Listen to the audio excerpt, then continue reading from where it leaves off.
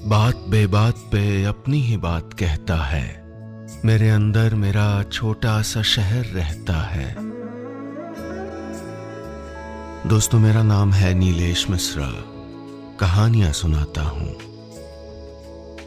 मैं लेकर आया हूं यादों का idiot box with Nilesh Mishra season 5, सिर्फ बिग एफएम पर। कहानियां जिनमें आप मिलते हैं खुद से। और अगर मुझसे सीधा कनेक्शन बनाना हो और अपनी जड़ों, अपनी जमीन से जुड़ना हो तो जरा gaonconnection.com पे टहलाइए। GAON connection.com। ये वो कोशिश है जो मैं और मेरे साथी पिछले 5 साल से कर रहे हैं और अब ये भारत का सबसे बड़ा रूरल मीडिया प्लेटफॉर्म है। चलिए आगे बढ़ाता हूं कहानी।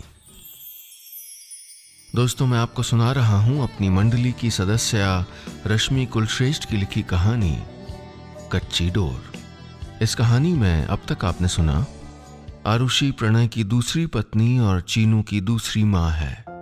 एक माँ के तौर पर वो चीनू की सारी जिम्मेदारियां उठाती है, लेकिन उसके भीतर ममता नहीं है। वो खुद को चीनू की माँ नहीं मानती। अब आगे। कभी कभी सोचती हूँ कि जब चीनू बड़ी हो जाएगी, ममता और जिम्मेदारी में फर्क समझने लग जाएगी तो मुझे दोषी मानेगी क्या? मैं उसे कह दूंगी कि जानबूझकर नहीं किया, बस नाटक नहीं कर पाई तुझे प्यार करने का, तुझ पर ममता लुटाने का छल नहीं रच पाई। प्रणय जा चुका था। मैं घर के काम निपटा रही थी और वो घर भर में खिलौने लिए डोल रही थी। रिमोट कार, बोलने वाली गुड़िया और भी न जाने क्या क्या। इसके अलावा और भी कई खेल थे उसके। कुशन का पहाड़ बनाकर चढ़ना, वाज से फूल निकालकर बिखेरना, और आज एक नया था दरवाजे की कुंडी लगाना, और सिर्फ बंद करना आता था उसे। चीनू ऐसे नहीं करते। उसने बेडरूम का दरवाजा बंद किया तो मैंने रूखी आवाज में जरा सा डांट दिया। चिंचा कत्ता मम्मा।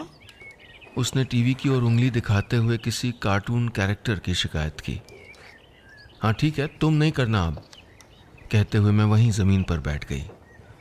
आधे घंटे पहले संभाले और अब पूरी तरह बिखरे कमरे को देखने लगी। ये बच्चे एक जगह क्यों नहीं बैठते और सामान कितना बिखेरते हैं, जैसे हाथों में कोई खुजली होती रहती हो। चीनू की जगह अगर मेरा बच्चा होता ना तो मैं 2 थप्पड़ मार के सुधार देती। मेरा बच्चा। मैंने गहरी सांस ली और आंखें मूंद ली। मुझे याद आने लगा वो दिन जब बाबा प्रणय का रिश्ता लेकर आए थे, उनके बॉस के भतीजे का।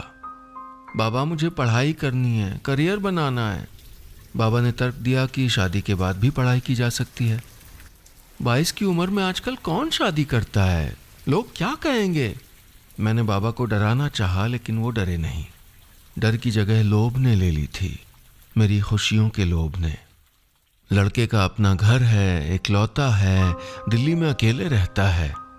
जब भी रिश्ते के बारे में सोचती तो मन में कुछ खटकता कि मुझ जैसी लोअर मिडिल क्लास लड़की को ऐसा रिश्ता कैसे मिल गया।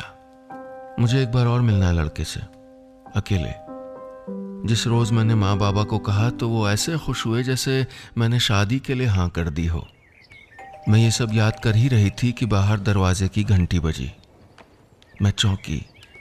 गेट खोलकर बाहर आई तो कोई नहीं दिखाई दिया, न सीढ़ियों पर न लिफ्ट पर।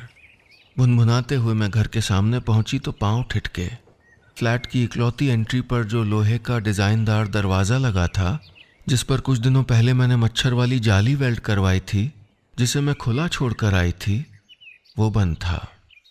चीनू, चीनू, खोलो इसे। मैंने हैंडल खींचते हुए पुकारा। मम्मा बंद हो गई, मम्मा बंद हो गई। भीतर चीनू ताली बजा बजा कर हंस रही थी। वो नहीं जानती थी कि मैं इस पार थी, खुले कॉरिडोर में, और वो एक दरवाजे के रास्ते वाले घर में कैद। तारीफ करें, शिकायत करें, लेकिन अधिकार से बताइएगा कि हमारी कहानियां आपको कैसी लग रही हैं। और हाँ, रोज ऐसी ही रोचक कहानियां सुनने के लिए सुनिए यादों का idiot box with Nilesh Mishra season 5, सिर्फ बिग एफएम पर। हमारे चैनल पर हर रोज खूब सारी कहानियां उपलब्ध होती हैं, कभी कविताएं, कभी और कोई गपशप। अगर आप चाहते हैं कि कुछ भी ना मिस करें तो 2 चीजें तुरंत करिए।